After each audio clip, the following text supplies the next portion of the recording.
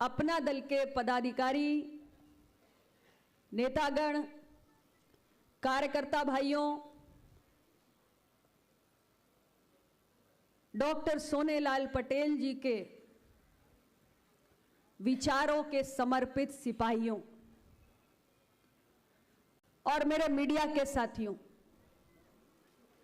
आप सब जो आज इतनी भारी तादाद में यहां पर आए हैं, हम सब के पथ प्रदर्शक डॉक्टर सोनेलाल पटेल जी को अपनी विनम्र श्रद्धांजलि अर्पित करने के लिए और इस हॉल को आपने खचाखच भरने का काम किया है। हॉल के बाहर इससे अधिक भीड़ मौजूद है। आप सबको मैं कृतज्ञता पूर्वक बहुत बहुत धन्यवाद देती हूं, सबका अभिनंदन करती हूं। और आज 2 जुलाई है। अपना दल के लिए 2 जुलाई का बहुत बड़ा महत्व है। आज ये तारीख हमें हमारे प्रेरणा पुरुष, जिनका नाम लेकर हम अपने इस राजनीतिक संघर्ष को निरंतर आगे बढ़ाने का काम करते हैं, आज उनकी अपना दल के संस्थापक डॉक्टर सोनेलाल पटेल जी की 75वीं जन्म जयंती है। 2 जुलाई की यह तारीख हमें स्मरण कराती है कैसे डॉक्टर सोनेलाल पटेल ने हाशिए पर पड़े हुए, दबे कुचले समाज के अधिकार और सम्मान के लिए अपना पूरा जीवन खपाने का काम किया है। अपनी बात को आगे बढ़ाने से पहले आप सबकी ओर से, जो इस सभागार के अंदर मौजूद है उनकी ओर से, और जो मेरे भाई बहन बुजुर्ग माताएं बाहर हैं, इस हॉल के अंदर जगह कम पड़ने के कारण जो बाहर खड़े होकर डॉक्टर सोनेलाल पटेल जी के प्रति अपनी भावनाओं को व्यक्त कर रहे हैं, सबकी ओर से मैं अपना दल के संस्थापक डॉक्टर सोनेलाल पटेल जी को कोटिशा नमन करती हूं, उनको श्रद्धांजलि अर्पित करती हूं।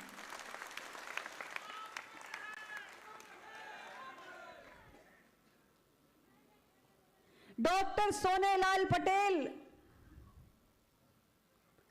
एक ऐसे कर्मठ नेता, साहसी नेता, दूरदर्शी नेता, एक ऐसे अनुकरणीय व्यक्तित्व वाले नेता जिनके लिए अगर मैं ये कहूं तो अतिशयोक्ति नहीं होगी कि संघर्ष भी उन्हीं को चुनता है जिनमें खुद को खपाने का मादा होता है। और इसलिए डॉक्टर सोनेलाल पटेल को संघर्षों ने चुना था। अपना पूरा जीवन उत्तर प्रदेश ही नहीं, देश के तमाम राज्यों में, मध्य प्रदेश, झारखंड, बिहार, छत्तीसगढ़, तमाम राज्यों में जाकर निरंतर बिना रुके, बिना थके सामाजिक न्याय की अलग जगाने में अपने आप को झोंकने का काम किया है हमारे पथ प्रदर्शक डॉक्टर सोनेलाल पटेल जी ने। पूरा जीवन एक ही मूल मंत्र लेकर चलते रहे, जिसकी जितनी संख्या भारी उसकी उतनी हिस्सेदारी,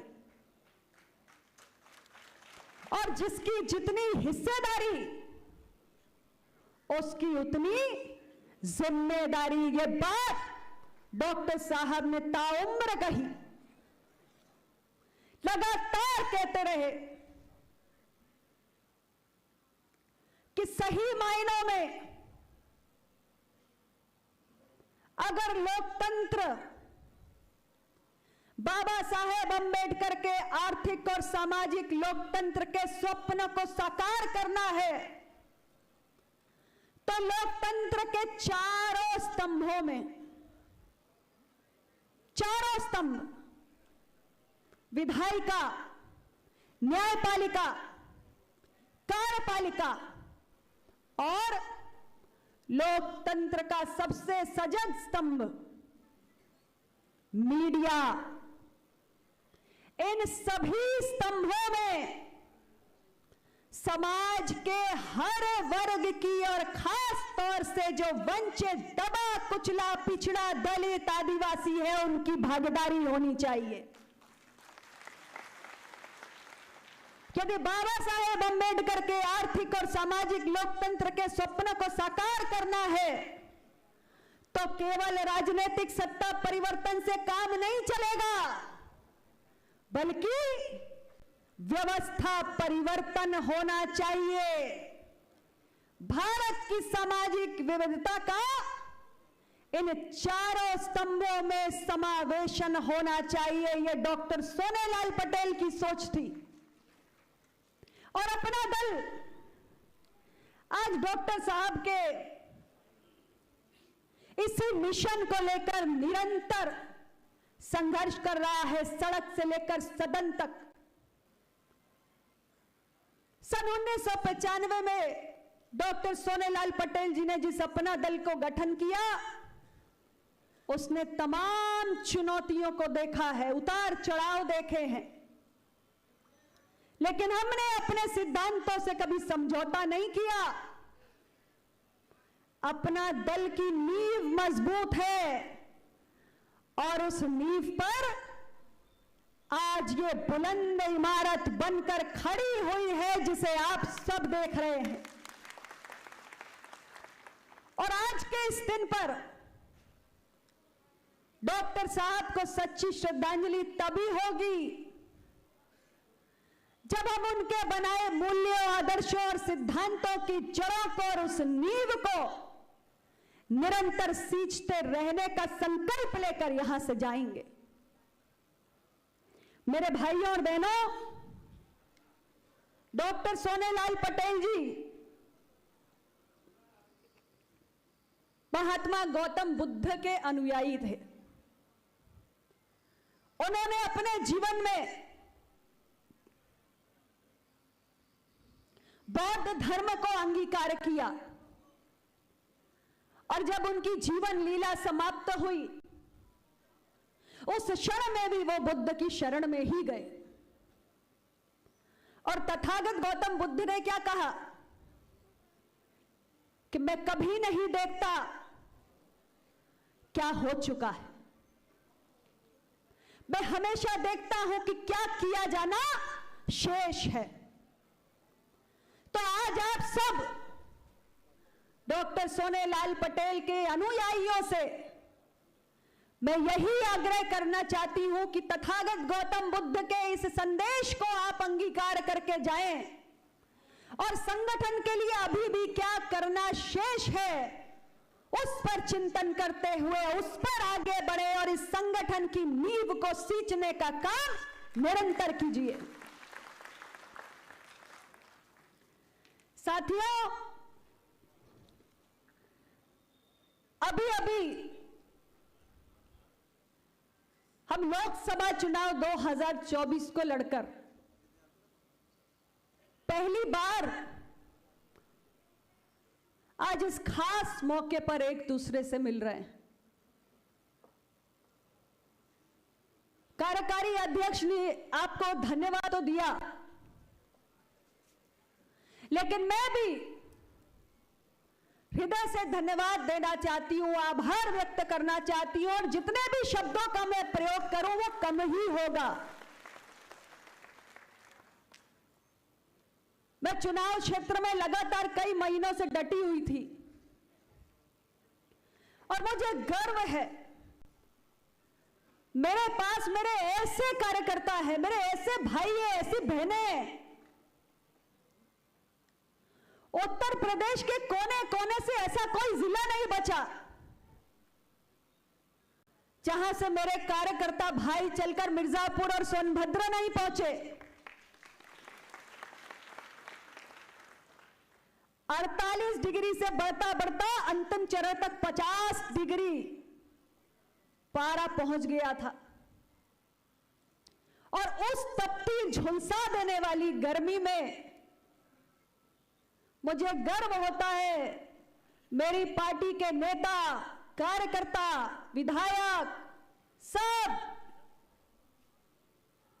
महीनों महीनों गांव के अंदर जाकर टिके हुए थे, गांव के अंदर, और केंद्रीय चुनाव कार्यालय में बैठकर सारा दिन गप्पे नहीं मारते थे। और उसमें महिला कार्यकर्ता भी शामिल हैं।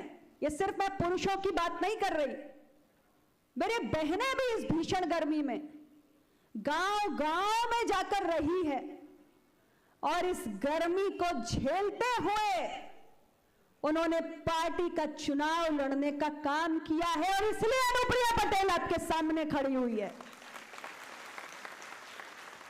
अभी हमारा संचालक केके जी कह रहे थे ना, अनुप्रिया पटेल हैट्रिक बनाकर आपके बीच में आई है, तीसरी बार की सांसद, तीसरी बार की मंत्री। ये गलत कह रहे थे, अनुप्रिया पटेल कुछ नहीं है, ये सब कमाल आप लोगों ने किया है, सब कुछ आप लोगों का करा धरा है। ये आप जिस तरीके से जमीन पर डटे रहते हैं, उसके कारण 2012 में जब मैंने अपने जीवन का सबसे पहला चुनाव लड़ा था, डॉक्टर साहब हमारे बीच में नहीं थे, हमारी पार्टी को लेकर तमाम तरीके की बातें होती थी, आकलन होते थे, राजनीति का ककेरा भी नहीं पड़ा था मैंने। यह मेरे कार्यकर्ताओं की देन है कि अपना दल की अकेली विधायक बनके अपने दम पे हम उत्तर प्रदेश की विधानसभा में पहुंचे थे। क्या होती है जमीनी कार्यकर्ताओं की ताकत। और जिस हैट्रिक पर मैं गुमान करूं, अरे वो हैट्रिक भी आप लोगों की देन है। मिर्जापुर में जब मैं दूसरी बार चुनाव लड़ रही थी तो मेरे मीडिया के साथी मुझसे कहते थे, और सामान्य कार्यकर्ता भी, सामान्य जनता भी, कि मिर्जापुर में दूसरी बार लगातार चुनाव कोई नहीं जीता। मैंने बोला अच्छा।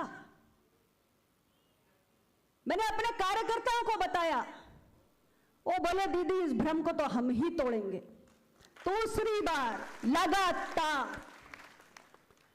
और जब मैं तीसरी बार लड़ने गई तब भी मुझे वहां की जनता ने बोला, और वही बोला जो वहां की हकीकत थी, कुछ गलत नहीं बोला। हर व्यक्ति मुझसे कहता था हंसते हुए, चुटकी लेता था, मिर्जापुर में हैट्रिक किसी ने नहीं बनाई। मैं बोली अच्छा, मैं अपने कार्यकर्ताओं को बताती हूं जरा। मेरे कार्यकर्ताओं ने बोला दीदी यह रिकॉर्ड भी अपना दल बनाएगा। और तीसरी बार भी बड़े भ्रम, झूठ, अफवाहों के पहाड़ खड़े किए गए, लेकिन मेरे कार्यकर्ताओं ने जो असंभव लगता था वो संभव करके दिखाया। इसलिए मैं अपने कार्यकर्ताओं को बार बार शुक्रिया अदा करती हूं, हजारों बार भी करूं तो कम होगा। मैं आपके सामने नतमस्तक हूं, आप ही मेरी ताकत है। और यह सच है कि कुछ कमी हमसे जरूर रह गई कि हम अपनी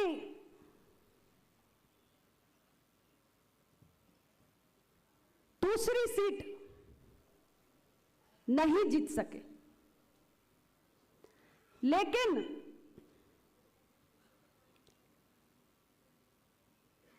मैं ये कहूंगी कि इसके पीछे एक बहुत बड़ा कारण था। वो झूठ, वो अफवाह, वो भ्रम जो विपक्षी खेमे ने फैलाया कि अगर मोदी जी के नेतृत्व वाली सरकार तीसरी बार बन गई तो आरक्षण और संविधान खत्म हो जाएगा। सवाल ये है कि आखिर हमारा ये विपक्षी खेमा इस भ्रम को फैलाने में और हमारे वंचित वर्गों के एक तबके को, सबको नहीं, एक तबके को डराने में, भरमाने में कामयाब क्यों हुआ? कैसे हुआ? क्यों बड़ा सवाल है? क्यों बड़ा सवाल है इसलिए कह रही हूं क्योंकि मोदी जी के नेतृत्व वाली सरकार ने एक नहीं अनेकों फैसले लिए हैं वंचित वर्गों के हक में, जो इससे पहले केंद्र की किसी सरकार ने नहीं लिए। और यह बात मैं बार बार कहूंगी, संसद में सालों यह मांग उठती रही कि पिछड़ा वर्ग आयोग को संवैधानिक दर्जा दिया जाए। यूपीए की सरकार के समय में बहुत बार शोर मचाया गया, लेकिन अगर यह काम किया तो मोदी जी की सरकार ने किया।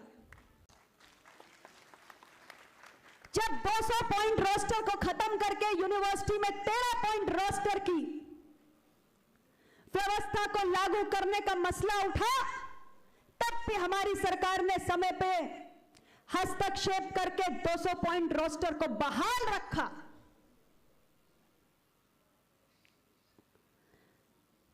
सैनिक स्कूल और नवोदय विद्यालय हो, केंद्रीय विद्यालय में कभी भी किसी ने, सरकार ने चिंता नहीं की।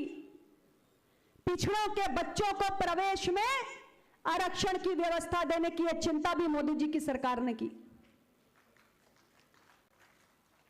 और जब मैंने उनके समक्ष नीट की परीक्षा में ओबीसी आरक्षण नहीं लागू होने का विषय उठाया, मोदी जी ने इस पर भी त्वरित कार्रवाई की। फिर सवाल है, इतना सब कुछ करने के बाद भी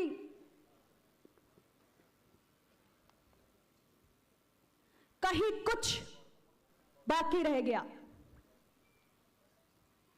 और वो बात भी अपना दल ने निरंतर कही। बहुत सारे जो समस्याएं, सवाल हमने उठाए वो हल हुए, लेकिन एक सवाल जो हमने उठाया वो हल नहीं हुआ, किसी कारणवश हल नहीं हो पाया। और वो सवाल 69,000 शिक्षक भर्ती का था, जिसको हम उठाते रहे, बार बार उठाते रहे, और अपना दल के अलावा किसी ने नहीं उठाया। लेकिन ये कारण बना कि यह भ्रम क्यों फैला, इस झूठ ने, इस अफवाह ने कि आरक्षण खत्म हो जाएगा, संविधान खत्म हो जाएगा, आखिर जोर क्यों पकड़ा। लेकिन ये उतार चढ़ाव चलते रहेंगे, हमें अपना काम करते रहना है। वंचित वर्गों के हितों के लिए आवाज उठाने से हमें कोई नहीं रोक सकता। सड़क से लेकर सदन तक, विधानसभा से लेकर संसद तक, हमेशा अपना दल ने आवाज उठाई है। आज मेरे मीडिया के साथी यहां पर हैं, मेरी बात को अन्यथा न लें। राजनेताओं का काम तो मीडिया के बिना चलता ही नहीं। आप हमारे शुभचिंतक हैं, मित्र हैं। आजकल मेरे मीडिया के भाई कुछ दिनों से मेरी तारीफों के पुल बड़े बांध रहे हैं। इनकी कलम अपना दल और अनुप्रिया पटेल के लिए बहुत चल रही है। मैं पूरा अपना दल की ओर से मीडिया के भाइयों आपको बहुत बहुत धन्यवाद देती हूं। आपने जितना ख्याल मेरा अभी किया इधर कुछ दिनों में, इससे पहले नहीं किया। मेरा इतना, मेरी पार्टी का इतना महिमा मंडन कर दिया, मैं बहुत आभारी हूं। आपका प्यार ऐसे ही बना रहे, यही कहना चाहती हूं। आप लिखते हैं कि अनुप्रिया पटेल अपनी सियासी जमीन नहीं बचा पा रही,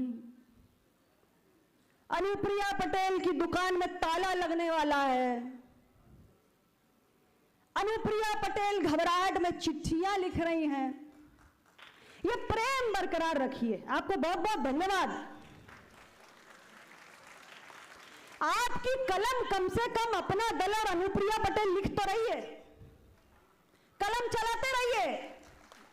बस अपने दल की ओर से धन्यवाद देते हुए एक छोटा सा निवेदन करना चाहती हूं। मेरे मीडिया के भाइयों, आप मेरे शुभचिंतक हैं, मेरी पार्टी के शुभचिंतक हैं, वंचितों के शुभचिंतक हैं। अपनी कलम को केवल स्वतंत्र रूप से चलाइए, इतना ही मेरा निवेदन है। अगर आपकी कलम का रिमोट कंट्रोल कहीं और हो जाएगा तो हमें बड़ी तकलीफ होगी।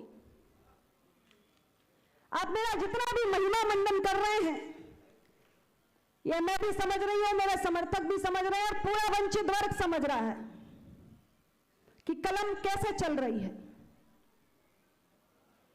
मैं इतना ही कहना चाहती हूं कि अनुप्रिया की सियासी जमीन खसक गई या खसकने वाली है, ऐसी खबरें लिखने से, वंचित वर्गों की आवाज उठाने से मुझे कोई नहीं रोक सकता।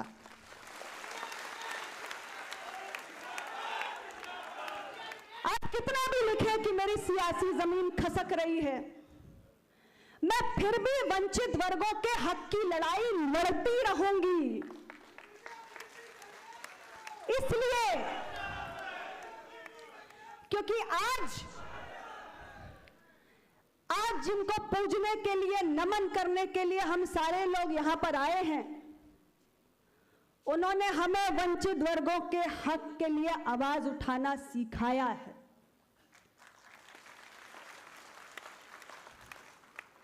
डॉक्टर सोनेलाल पटेल एक ऐसे शेर थे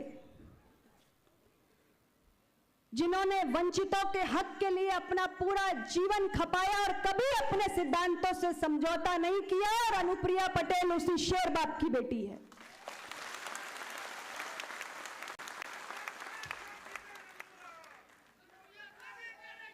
चार चुनाव लड़े मैंने जीवन में, 4, और सबसे मुश्किल दौर में मैंने चुनाव लड़ा था 2012 में। मैं कभी राजनीति में नहीं थी, मेरे परिवार का कोई सदस्य नहीं था। डॉक्टर साहब का अचानक निधन हुआ, उस वक्त पार्टी कार्यकर्ताओं के आग्रह पर मैंने पार्टी की बागडोर संभाली थी। और उस वक्त जब लोग कहते थे कि अपना दल का भविष्य अंधकार में है, उस वक्त अपना दल उत्तर प्रदेश की विधानसभा में दस्तक देने के लिए पहुंचा था। इसलिए क्योंकि हम अपने सिद्धांतों से कभी समझौता नहीं करते। सड़क से लेकर सदन तक, विधायक रही तब, सांसद रही तब, मंत्री रही तब, कोई ऐसा विषय नहीं है वंचित वर्गों के हक से जुड़ा हुआ जिसे सदन के अंदर, एनडीए की बैठक में, सर्वदलीय बैठक में और अपने शीर्ष मुखिया के सामने नहीं उठाया। कई मसले हल हुए, मैंने आपको उदाहरण दिए। मोदी जी की सरकार में कई मसलों का समाधान हुआ, कुछ मसलों का नहीं हुआ जिनके लिए हम अभी भी संघर्ष कर रहे हैं। लेकिन कम से कम सामाजिक न्याय की जुगाली नहीं करते। हम उन दलों के जैसे नहीं हैं जो जब सत्ता में रहते हैं तो भूल जाते हैं सामाजिक न्याय, पिछड़ा, दलित, अल्पसंख्यक सब भूल जाते हैं। 4-4 बार उत्तर प्रदेश में सत्ता संभालते हैं, जातिवार जनगणना याद नहीं आती। केंद्र में रहकर यूपीए की सरकार को समर्थन देते हैं और याद नहीं आता कि नीट में ओबीसी के बच्चों का आरक्षण लागू नहीं है। हम वो पार्टी नहीं है जो केंद्र में रहकर रक्षा मंत्रालय संभालती है और इतना भी नहीं सोचती कि सैनिक स्कूल में ओबीसी के बच्चों को आरक्षण नहीं मिलता।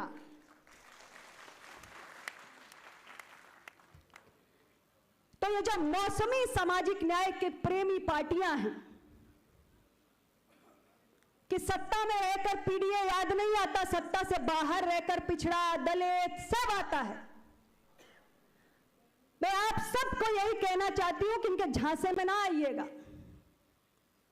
इनकी सामाजिक न्याय की बातें बड़ी किताबी हैं।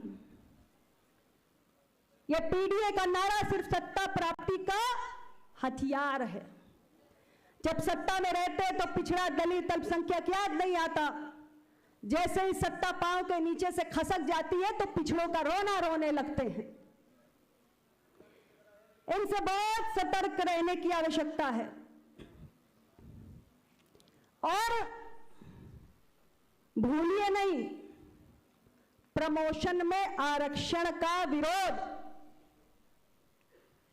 किसने किया था? तो ऐसे लोग जो पीडीए की बात करते हैं उनको यह सवाल भी पूछिएगा, कभी अगर सत्ता में लौटे तो परिवार के अलावा कोई पीडीए वाला सीएम की कुर्सी संभालेगा कि नहीं? ये सवाल पूछना लाजमी है, क्योंकि ये गिरगिट से भी तेज रंग बदलते हैं, गिरगिट से भी तेज, गिरगिट भी शर्मा जाए। और मैंने जो नॉट फाउंड सूटेबल की चिट्ठी लिखी ना, इनको ये भी पूछिएगा जिनके सीने में बड़ा दर्द हो रहा है पिछड़ों के लिए, इनकी सरकार में भी यही प्रक्रिया होती थी, यही सब कुछ इनकी सरकार में भी चल रहा था।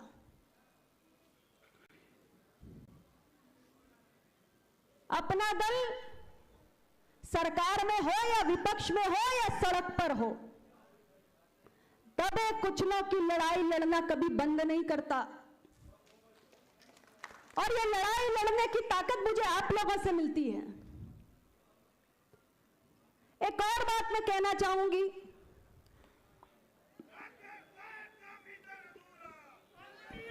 कभी कभी बड़े ओछे स्तर की हरकतें हो जाती हैं, ओछी राजनीति कि वो बातें आप मीडिया को ब्रीफ कर दो जो कभी हुई ही नहीं। संसद की कार्रवाई आप लोग देखते होंगे, संसद की कार्रवाई, कल संसद की कार्रवाई प्रारंभ हुई तो माननीय लोकसभा अध्यक्ष जी ने क्या कहा?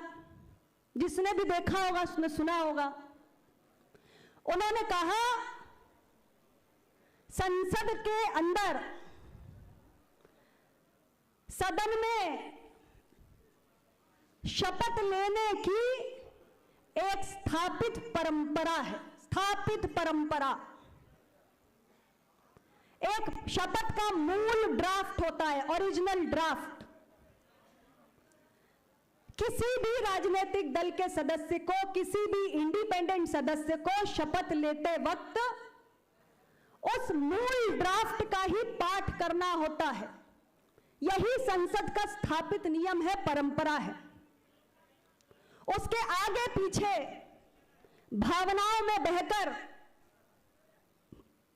मनमाने ढंग से कुछ भी जोड़ना ये संसद की परंपरा नहीं होती है। ये कल लोकसभा अध्यक्ष ने भी कहा।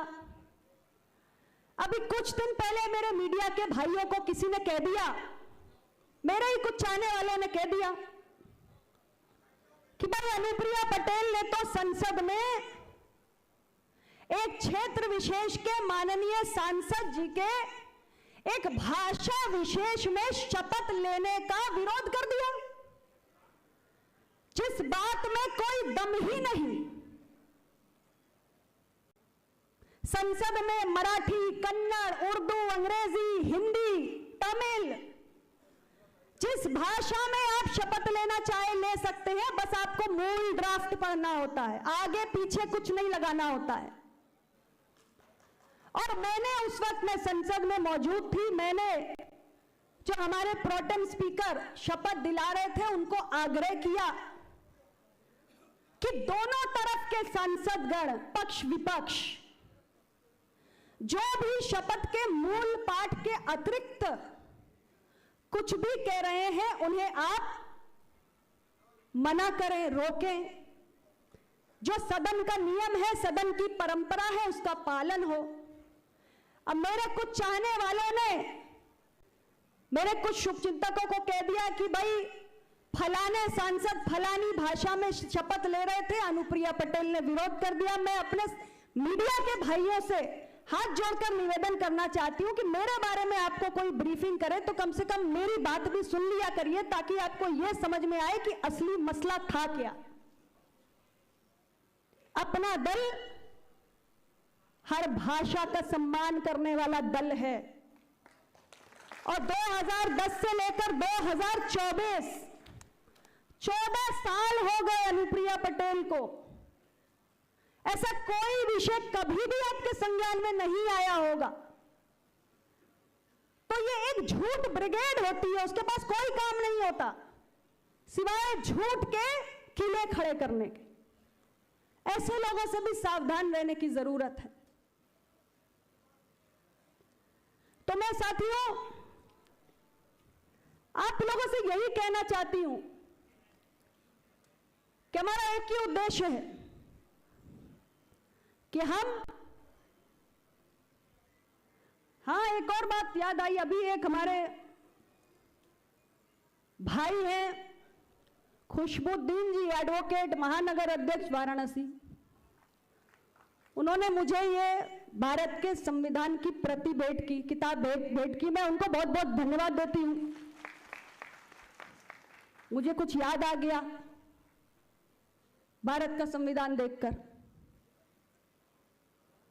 भाई ये बताओ, हाँ या ना में बताना, क्या भारत का संविधान ये नहीं कहता कि लोकतंत्र में राजा ईवीएम से पैदा होता है? भारत का संविधान कहता है कि नहीं कहता है? बताओ भाई, कहता है ना? तो अगर अनुप्रिया पटेल ने वही कहा जो भारत का संविधान कहता है कि लोकतंत्र में राजा ईवीएम से पैदा होता है, तो कोई गलत बात हो गई क्या भाई? नहीं ना? सहमत हो ना? कुछ लोगों को बुरा लग गया। अरे भाई, हम भारत के संविधान को मानने वाले लोग हैं। क्या भारत का संविधान, और इस संविधान की शपथ लेके अनुप्रिया पटेल सांसद है। इस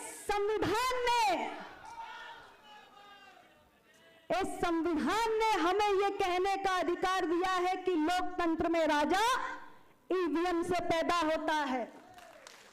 आज देश के माननीय प्रधानमंत्री श्री नरेंद्र मोदी जी भी देश के प्रधानमंत्री हैं। ये संविधान जो कहता है ना ईवीएम, वो भी ईवीएम के राजा हैं। देश के हर राज्य के मुख्यमंत्री, विधायक, सांसद, अरे सब ईवीएम से ही तो पैदा होते हैं भाई। कोई गलत बात हो गई क्या? और हम ये कहते रहेंगे, लोकतंत्र में राजा ईवीएम से पैदा होता है। और वो राजा जनसेवक ही होता है, शब्दों में नहीं उलझना चाहिए। और जिस दिन से भारत में लोकतंत्र है और आजाद भारत का ये संविधान है, उस दिन से यही सत्य है, ईवीएम से ही लोकतंत्र में राजा बनते हैं, जिनका कर्तव्य होता है जन कल्याण के लिए स्वयं को खपा देना। और हम इस संविधान के बताए रास्ते पर ही आगे बढ़ेंगे। और आज अपने पार्टी के संस्थापक यशाकाई डॉक्टर सोनेलाल पटेल जी को पुनः स्मरण करते हुए मैं आप सबसे यही निवेदन करना चाहती हूं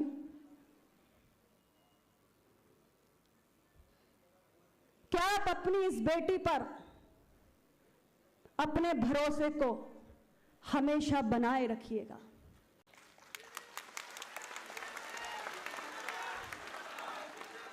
यह तस्वीर जो हमारी आंखों के सामने है, ये केवल आप सबकी नहीं, ये मेरी भी प्रेरणा है।